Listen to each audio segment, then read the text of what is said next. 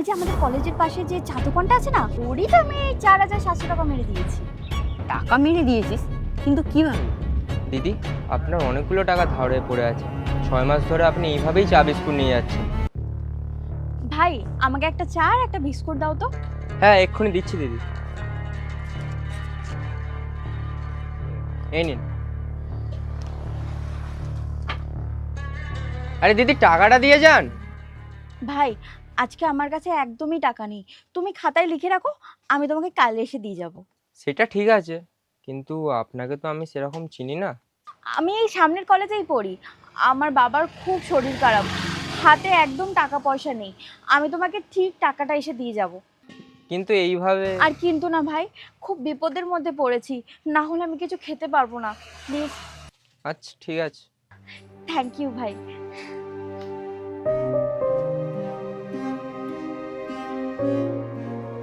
ভাই, আমি যে বিস্কুটটা খাই ওটা আর একটা চা দিয়ে দাও তো।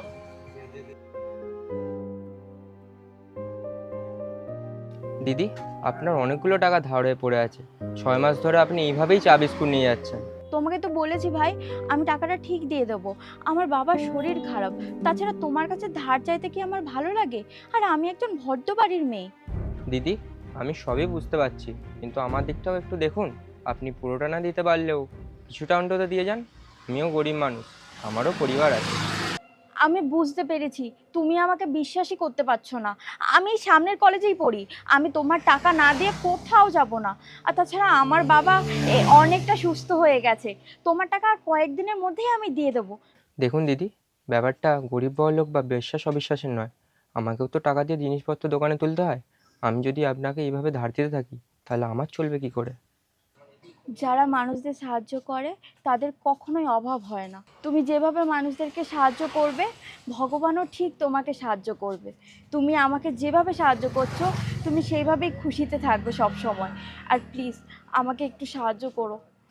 প্রতিবার আমাকে কথার বাজে এইভাবে দুর্বল করে দেন আপনি। ঠিক আছে, দিয়ে দিচ্ছি। এবার একটু টাকাটা ফেরত দেওয়ার চেষ্টা করুন আপনি। 4,700 টাকা বাকি হয়ে গেছে। পরের বার থেকে টাকা না দিলে আপনাকে আমি ধার দিতে পারবো না। অনেক ধন্যবাদ ভাই, তুমি চিন্তা করো না, আমি তোমাকে ঠিক টাকা দিয়ে দেবো।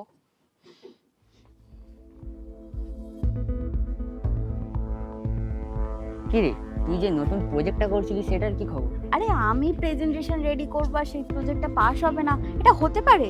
তুই তো জানিস লোকেদের কনভিন্স করা আমার জন্মগত প্রতিভা। হ্যাঁ, তুই যেভাবে স্কুলে সবাইকে কনভিন্স করতিস, তা এখন আর কাউকে ওরকম পুজো পুজো পড়াস না তো? এখন আমি অনেক শান্ত হয়ে গেছি, আর করি না তা বললেই নয়। ওই যে আমাদের কলেজের পাশে যে চা দোকানটা আছে না, ওরই তো আমি 4,700 টাকা মেরে দিয়েছি। টাকা মেরে দিয়েছিস? কিন্তু কিভাবে? কি করে আবার, গিয়ে ওর সামনে স্যাড মুখ করে দাঁড়ালাম আর বললাম, ভাই আমার বাবার শরীরটা খুব খারাপ, অনেক দিন কিছু খায়নি, দিয়ে চা বিস্কুট দিল, আর বললাম যে পরে আমি তোমাকে টাকাটা দিয়ে দেব, আর হিসাবের খাতায় লিখে নাও, আমি ঠিক দিয়ে দেব। ওই বলতে বলতে 6 মাস কেটে গেল, এখনো লিখেই যাচ্ছে খাতাতে। বলিস কি রে, 6 মাস তোকে ফ্রিতে চা বিস্কুট খাইয়ে গেছে? এতদিন তো চলে গেছে, কিন্তু মনে হয় আর চলবে না। আজকে বেশ কড়া করেই বলে দিয়েছে যে টাকা না দিলে আর চা দেবে না। তাহলে কি করবি এবার? এবার তো তোকে টাকাটা দিতেই হবে। তুই কি পাগল নাকি? টাকা দেওয়ার হলে তো আমি কবেই দিয়ে দিতাম। তাহলে কি ঢপ দিবি ওকে? এবার আর ঢপ মারা যাবে না, এবার আমি আর ওর দোকানেই যাব না। বলিস কি রে, ও তো তোর খোঁজ করবে। আরে, আমাকে খুঁজে পাওয়া এত সহজ নাকি?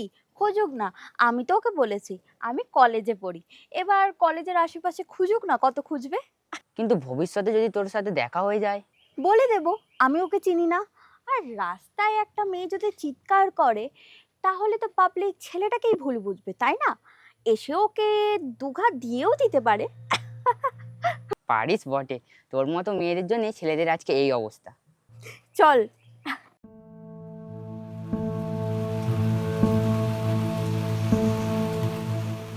স্যার আসবো? হ্যাঁ আসুন। হ্যাঁ বলুন।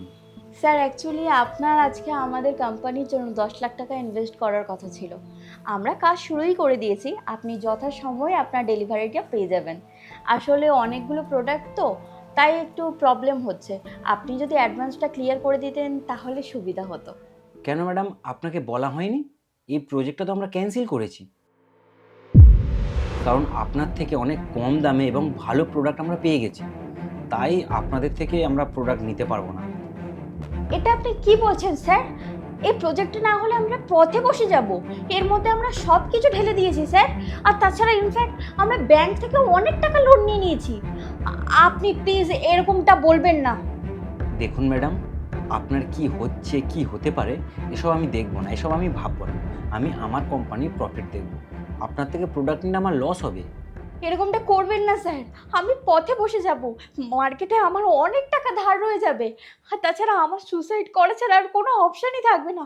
প্লিজ স্যার, আপনি চেষ্টা করুন এই প্রজেক্টটা যেন হয়ে যায়। আমি যতটা কমে পারবো আমি আপনাকে করে দেওয়ার চেষ্টা করব। Please sir, please. এটা আপনি কি বলছেন? আপনার কথা কেন আমি ভাববো? স্যার, আপনিই পারবেন আমাকে বাঁচাতে। আপনি না পারলে কেউ পারবে না স্যার। প্লিজ স্যার, আপনি দেখুন না চেষ্টা করে যেন প্রজেক্টটা আমার কোম্পানিতেই দেওয়া হয়। Please sir. আপনি যখন প্রতিদিন চায়ের দোকানে চা বিস্কুট খেয়ে টাকা না দিয়ে চলে যেতেন, আর দিনের পর দিন ওই মেহনতি ছেলেটা আপনার কাছ দিয়ে টাকা চাইতো, আপনি তার কথা একবার ভেবেছিলেন? স্যার, আপনি ওই চায়ের দোকানের ছেলেটার সাথে আমার তুলনা করছেন? আপনি ওর ওই 4,000 টাকার সাথে আমার 10 লাখ টাকার তুলনা করছেন? আপনার কাছে 10 লাখ টাকা ঠিক যতটা গুরুত্বপূর্ণ, ওই ছেলেটার কাছে ওই 4,000 টাকার মূল্য ততটাই গুরুত্বপূর্ণ। আর আপনি যেরকম বলছেন 10 লাখ টাকা না পেলে আপনি পথে বসবেন, আর ওই ছেলেটা 4,000 টাকা না পেলে অনেক কষ্ট হবে ওর, অনেক পরিশ্রম করে ওর টাকা ইনকাম করে। যেহেতু ওর টাকা মেরে দিতে আপনার বিন্দুমাত্র লজ্জা করেনি, তাই আপনাকে শাস্তি দিতে আমার বিন্দুমাত্র লজ্জা করবে না। স্যার প্লিজ আমাকে বাঁচান, না হলে আমি পথে বসে যাব। আমাকে বাঁচান স্যার, আমি ওর 4,000 টাকা ফেরত দিয়ে দেবো। আমার অনেক বড় অন্যায় হয়ে গেছে স্যার। Please sir, please. সে তো আপনাকে দিতেই হবে, ধার যখন নিয়েছেন টাকা শোধ করতেই হবে। আর আপনি না যদি দেন তার ব্যবস্থাও আমি করব। ওই ছেলেটার বাবা আমার এখানে সিকিউরিটি গার্ডের কাজ করে, ওনার মুখেই আমি পুরো ব্যাপারটা শুনলাম। স্যার আমি বুঝতে পেরেছি আমার অনেক বড় ভুল হয়ে গেছে। প্লিজ স্যার, আমার কাছ থেকে এই প্রজেক্টটা কেড়ে নেবেন না স্যার, প্লিজ। না হলে কিন্তু আমি পথে বসে যাব। Please sir. না ম্যাডাম, কাজ করার আমি অনেক লোক পেয়ে যাব, কিন্তু আপনার মতো মানসিকতার কোনো মানুষের সাথে আমার কোম্পানির যোগাযোগ থাক সেটা আমি কখনোই চাইবো না। আর আমার কোম্পানিতে একটা জেনে শুনে পচা আলুকে আমি নিয়ে আসবো, এটা কখনোই সম্ভব না। আপনি এখন আসতে পারেন। আর হ্যাঁ, টাকাটা মনে করে দিয়ে আসবেন, নাহলে এর ফল আপনাকে ভোগ করতে হবে। আমি তো বলছি স্যার আমি দিয়ে দেব। প্লিজ স্যার, আপনি আমার কথাটা একবার ভাবুন। দেখুন, যা বলার আমি বলে দিয়েছি। বেশি বাড়াবাড়ি করলে সিকিউরিটি গার্ডকে ডেকে বাইরে বার করতে বাধ্য হব।